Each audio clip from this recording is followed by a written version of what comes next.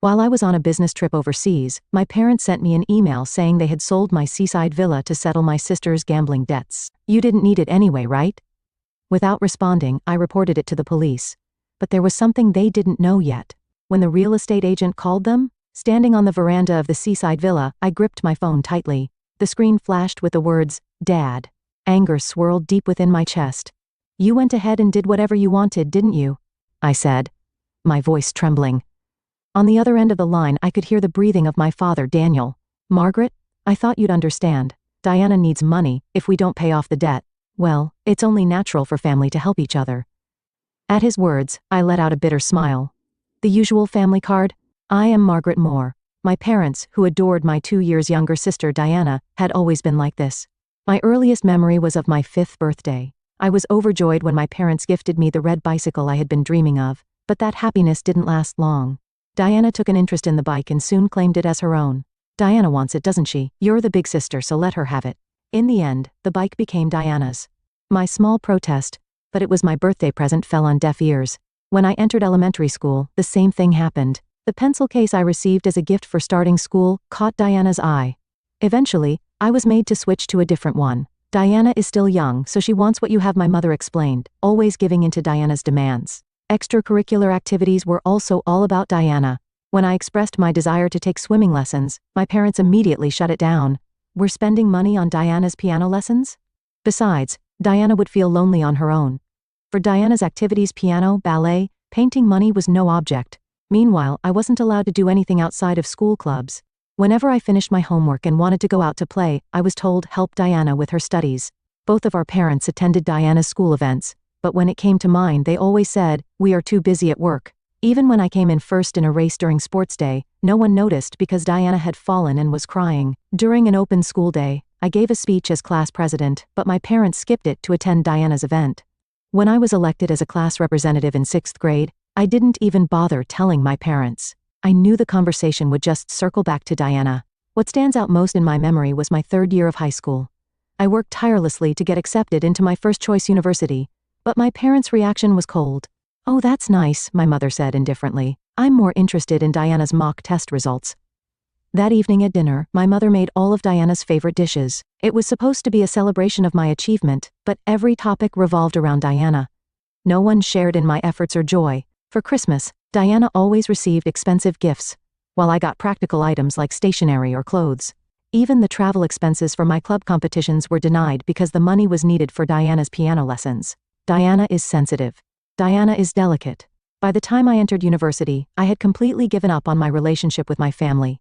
It was during this time that I met Ken in the windsurfing club. I was a freshman and a total beginner, constantly at the mercy of the waves. Ken, on the other hand, was older than me and the captain of the club. On the first day of practice, I was thrown into the sea countless times. I swallowed salt water, and my eyes stung unbearably. Just as I was about to give up, Ken extended his hand to me. "Everyone starts like this," he said. I fell all day long when I was a freshman too. I cannot describe how much those words saved me. Up until then, I had rarely experienced kindness in the face of failure.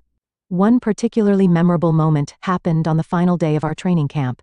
At dusk, I was alone, battling the waves. I hadn't managed to stand up even once that day, and this was my last chance. "Margaret, the wind is shifting," Ken shouted from the shore. The moment I heard his voice, everything suddenly became clear. The direction of the wind, the movement of the waves, the feel of the board. Before I knew it, I was standing on the waves. I did it. My teammates cheered, but the only thing I saw was Ken's beaming smile. "Don't tense up on the board," Ken gently advised me. "Feel the waves and move with them." For some reason, those words deeply resonated with me. No one had ever treated me with such care before. My parents always focused on Diana and showed little interest in my efforts or achievements. "Margaret, you've got talent," Ken told me. "Your intuition for reading waves is amazing." It wasn't just his technical guidance that drew me in, it was also his kindness and the occasional mischievous expressions he wore. A few months later, we started dating. When I graduated from university, we decided to turn our passion for marine sports into a business and started an import company. The people around us were against it. My parents, in particular, strongly opposed the idea. We worked tirelessly to raise the startup capital. I juggled part-time jobs, while Ken borrowed money from his family. Our first office was a small apartment 30 minutes on foot from the nearest station. All the furniture, desks, cabinets was second-hand. "This is our starting line," Ken said with a laugh, and I laughed with him. Finding business partners was far more challenging than we had imagined. You're too young. You have no track record. We were rejected time and time again, but we refused to give up. We attended marine sports tournaments, built relationships with athletes, and gradually earned their trust. Our turning point came when we met a small manufacturer in Australia. They had also just started their business and were looking to expand into the US market. Perhaps our passion resonated with them, and we managed to secure an exclusive distributor contract. The night we signed that contract, we celebrated in our office with a cheap bottle of sparkling wine. While snacking on canned appetizers, we talked about our future. Looking back now, that might have been the true beginning of our journey. How do you plan to survive with such an unstable business? My father asked. Diana is struggling, so you need to help the family, my mother said, her mind still entirely consumed by Diana. My younger sister Diana had dropped out of university, hopped from one part-time job to another, and spent her days aimlessly having fun. Every time she racked up debts, my parents stepped in to clean up after her. They always defended her, calling her a poor child. In contrast, they placed strict demands on me, but Ken was different. He believed in my dreams and was ready to walk the path with me. If it's us, we can make it happen, he said. With those words in my heart, we took one step at a time to grow our company. The business, which began in a small warehouse, is now recognized within the industry. And 5 years ago, we finally achieved our dream of owning a vacation home. We found this property shortly after we began searching. Perched on a hill surrounded by trees, it offered a breathtaking view of the ocean that instantly captivated us. This is the one, Ken said. And I was thinking the same thing. My parents opposed it again. It's unnecessary to spend so much money on such a luxury, they said, but their disapproval wasn't just about the expense. They still hadn't fully accepted my work. However, that didn't matter to me.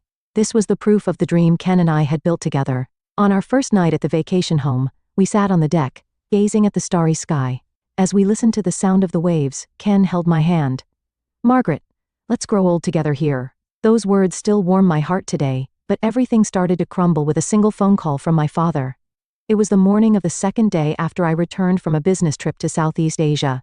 I was visiting the vacation home. Margaret, I need to talk to you, my father said, his tone carrying a hint of forced confidence. Did something happen? I asked casually. At that moment, I had no idea I was about to be pulled back to harsh reality in such a way. It's about your vacation home, my father began. His words immediately gave me a sense of unease. The vacation home? What about it? I've already sold it. The ownership transfer will take place next month. For a moment, I couldn't grasp the meaning of his words. Sale? Transfer? Our precious vacation home? What are you talking about? My voice trembled. Diana is in trouble. She failed at an investment, and now has $200,000 in debt, my father explained, his tone sounding like an excuse. And what does that have to do with our vacation home? Anger burned hot in my chest. Margaret, I thought you'd understand. Diana needs money. If we don't help the collectors, you went ahead and did whatever you wanted, didn't you? I said in an icy voice. My grip on the balcony railing tightened. You barely even use the vacation home, my father said, his tone growing more forceful. Diana's life is at stake. Is a vacation home you rarely use more important than your sister's life? That's Diana's problem, I replied, struggling to keep my trembling voice steady. To sell the vacation home without our consent? How did you even manage to proceed with the sale? I sensed a moment of hesitation in my father's response. I had your signatures, and the documents were already prepared. You forged them. My heart pounded as the gravity of my parents' actions began to sink in. Margaret, listen to me. Diana isn't at fault, she was just tricked. No. This is a crime. An unauthorized sale is fraud. My voice was cold. I'm contacting the police. I heard my father gasp on the other end of the line. The police? Don't be ridiculous. How can you bring a family matter outside? No. This isn't just a family matter. It's a crime, I said firmly, gripping the railing tighter. Dad, Mom, it's time you stopped cleaning up Diana's messes. Before we stretched the vacation home that Ken and I had worked so hard to save for over the years, it was the place where we dreamed, windsurfed, and gazed at the stars while sharing our hopes for the future. Margaret, we're family, aren't we? Helping each other is what family does, my father pleaded, his voice shifting to a tone of desperation. Yes, we're family, I said, letting out a deep sigh, and that's why I have to report you and Mom for fraud. As I ended the call, only the sound of the waves remained in the air. The salty breeze cooled my flushed cheeks. I couldn't believe my parents had sunk this low. Their twisted devotion to Diana had finally crossed an unforgivable line. Perhaps in part, I was to blame for not stopping them sooner. But enough was enough. I slipped my phone into my pocket and returned inside the vacation home. An hour later, my phone rang again. This time it was Ken. Margaret, are you okay? Hearing his voice, I felt a little calmer. Yes, I just finished talking to my father. I got a call from the potential buyer, Ken said, his voice steady. It turns out they're one of my younger friends from university. When I explained the situation, they understood immediately. The sale has been called off. I let out a deep sigh of relief. At least that was one problem solved. Thank you, Ken. I also heard from the police. They found the forged documents your parents used. His words made my chest tighten. How far are you willing to fall, Dad and Mom? Ken arrived at the vacation home later that evening. Even in the middle of his workday, he had come to check on me out of concern. Are you okay? He asked, his gentle voice bringing me a much-needed sense of comfort. Ken gently embraced me. Within his arms, the tears I had been holding back finally spilled over. Why? Why would they do this? Do they think they can do anything as long as it's for Diana? Margaret. Ken stroked my hair as he spoke softly. You've done nothing wrong. In fact, I'm proud of you for standing your ground. Those words soaked into my heart. The following day, the police launched a full-scale investigation. My parents were subjected to questioning on charges of attempted fraud. My mother called me repeatedly, but I didn't answer. A week has passed since then.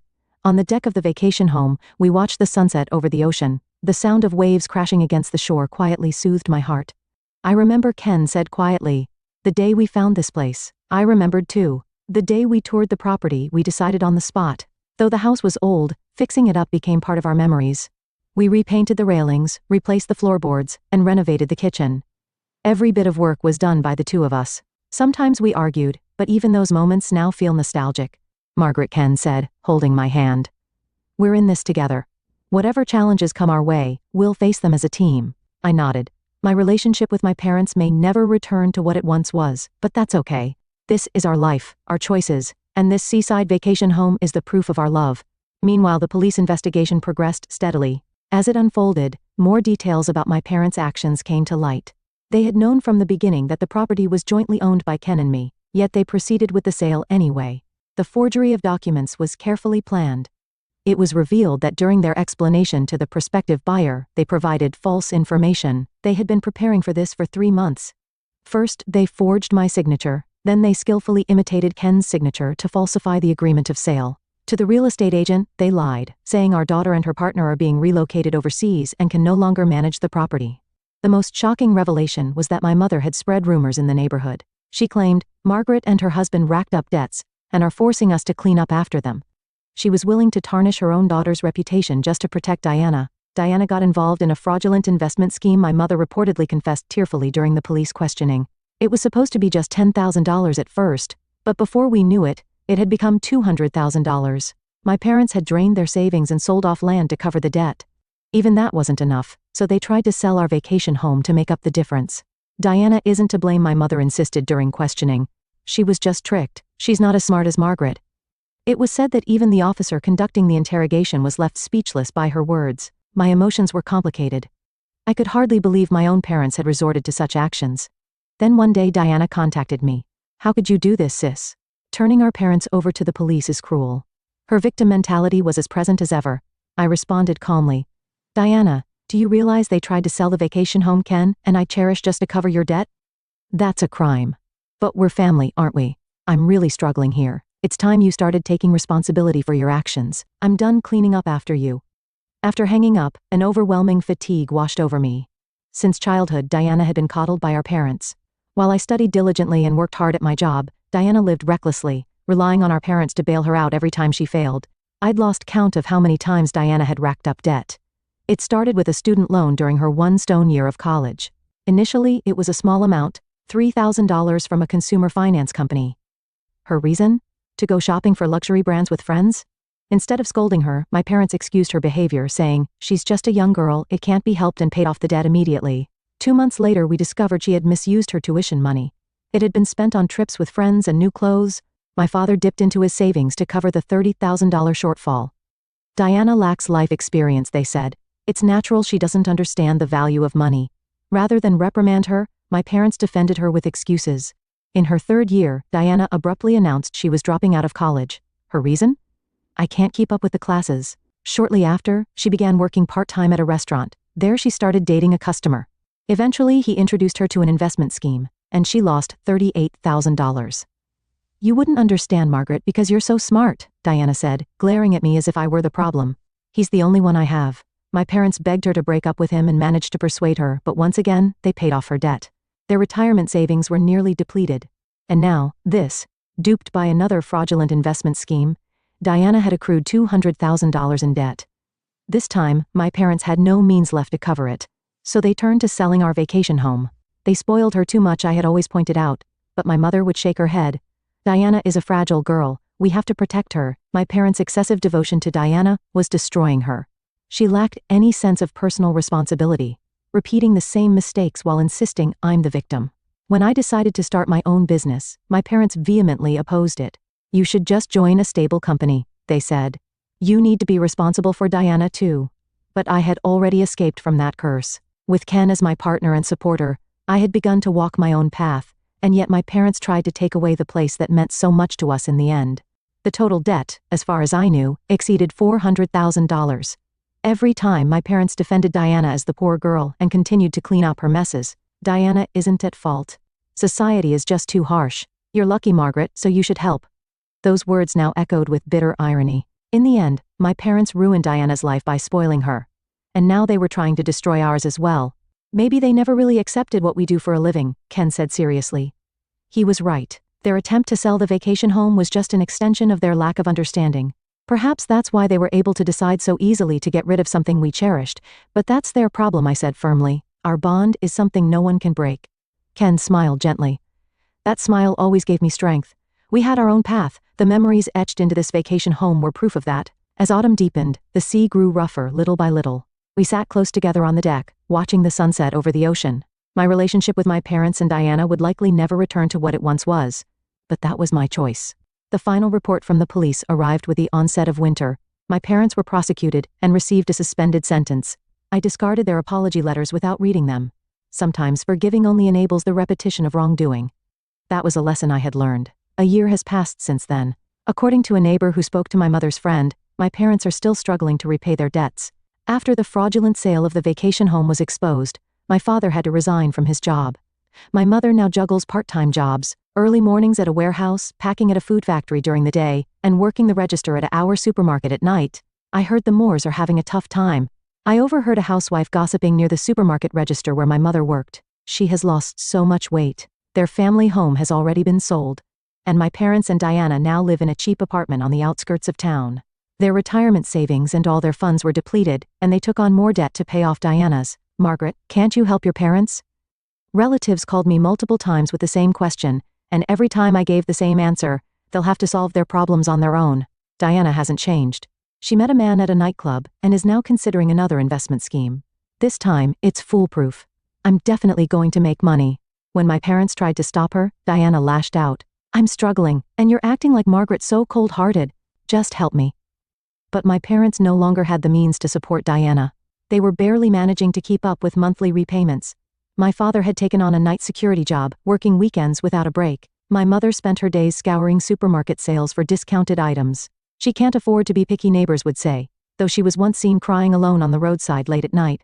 Diana, angry at being abandoned by my parents, directed all her fury toward me. This is all your fault, sis. Reporting them to the police ruined everything. We could have solved it all just by selling that stupid vacation home. One day I ran into my mother at the supermarket. She was unrecognizable, her hair now white, her back hunched. When our eyes met, she hurried away, avoiding me. Her shopping basket was filled with soon-to-expire discounted food items. My father, meanwhile, reportedly collapsed during his late-night security shift. The diagnosis was overwork. Still, he returned to work without rest, knowing that if they fell behind on payments, the collection calls would never stop. At the end of the year, I received an email from Diana. Margaret, lend me $50,000. I promise I can turn everything around with it. She had maxed out her consumer loans, her credit cards were unusable, there was no one left, friends or acquaintances she could borrow from. Cornered, Diana was turning to me for help. I didn't reply. Instead, I sent my parents information on counseling and debt relief services. That was the most I could do for them now. Why didn't we realize what was happening before it got this bad? The words of my mother's friend lingered painfully in my heart, but this was the path my parents had chosen. Their blind devotion to Diana had ultimately brought the entire family to ruin. I sighed deeply as I gazed out at the ocean at night. Ken came up behind me and gently placed his arms around my shoulders. You're not at fault, he said. I nodded quietly at his words. I had made the right choice. It was a painful but necessary decision. I've been thinking, Ken said, his expression serious. What if we use this vacation home as a venue for charity events? Charity, yes.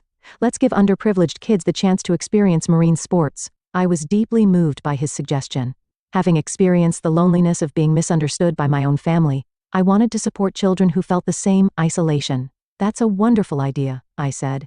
Ken continued. Your parents saw this place as nothing more than a piece of real estate, but to us, it's a place of dreams. If we could share that dream with others. I took his hand in mine. Ken always understood the deepest corners of my heart. Let's do it, I said with determination. We changed into our wetsuits. Riding the waves, I felt a pure sense of happiness.